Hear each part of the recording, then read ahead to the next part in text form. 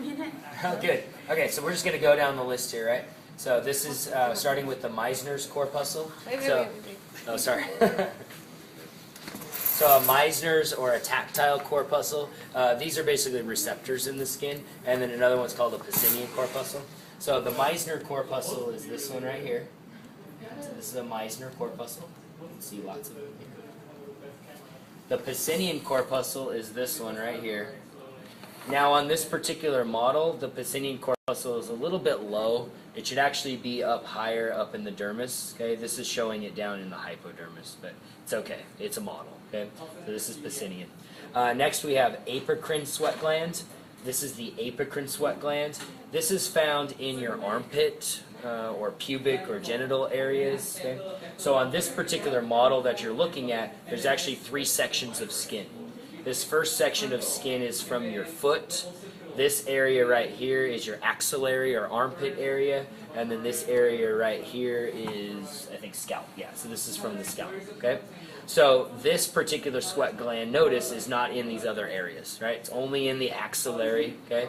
And it's got this tube that's coming to the surface. So this is called an apocrine sweat gland. All the white ones are known as eccrine sweat glands, okay? Eccrine sweat glands. Next we have, and they just produce regular watery sweat. The next one is sebaceous gland. So these are sebaceous glands right here. You can see it opened up right here. These are the ones that create the oils for your hair and for your skin. Next we have dermal papillae.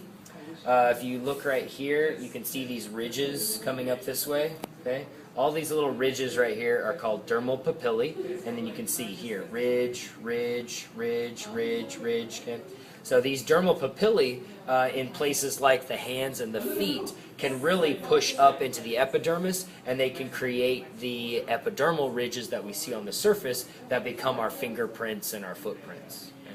So dermal papillae. Epidermis has 5 layers in thick skin, 4 layers in thin skin. So these are the layers of the epidermis. So this is all epidermis here. The first dark layer right here, stratum basal. Next layer up, stratum spinosum. Next dark layer, stratum granulosum.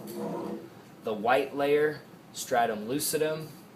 And then this upper layer here, stratum corneum. So 5 layers in thick skin. Bobby should greet Lucy carefully. In thin skin, notice it's a lot thinner, okay? But it also only has 4 layers. It doesn't have this white layer in the thin skin portion. So you have stratum basal, stratum spinosum, stratum granulosum, stratum corneum. Next on the list here, root hair plexus. Okay? What a root hair plexus is the nerve that surrounds the hair follicle. On this particular model, we don't show any nerves around the follicles. We show blood vessels coming in, but none of the nerves. Okay? So, and I don't think that model, that one doesn't really have one either. It shows blood vessels, but it doesn't show the nerves. So you'll have to use the diagram. These are supposed to be nerve fibers here, but they're not actually surrounding it, so we won't do it on the model. Okay? But from the diagram, I think see your diagram shows it nicely. See these yellow lines on the diagram? Okay, that's a root hair plexus. Okay, root hair plexus. Next we have dermis of the skin. Okay, the upper portion is epidermis. Okay, right, we did the 5 layers of the epidermis. So underneath it we have the dermis. The dermis comes in 2 parts. Okay? The upper portion is called the papillary portion of the dermis. It's about 20% of the dermis. The other 80% of the dermis is called the reticular layer. Okay? So dermis, papillary portion at the top, reticular portion underneath. Hair shaft, hair papilla, hair follicle, hair root. Okay? These are all parts of a hair. The hair shaft is the part that actually comes out of the skin. Okay, so it's the part that we can actually see. This portion down here then would be the hair root. Okay, so hair shaft followed by hair root. The hair papilla, that's this little piece right here.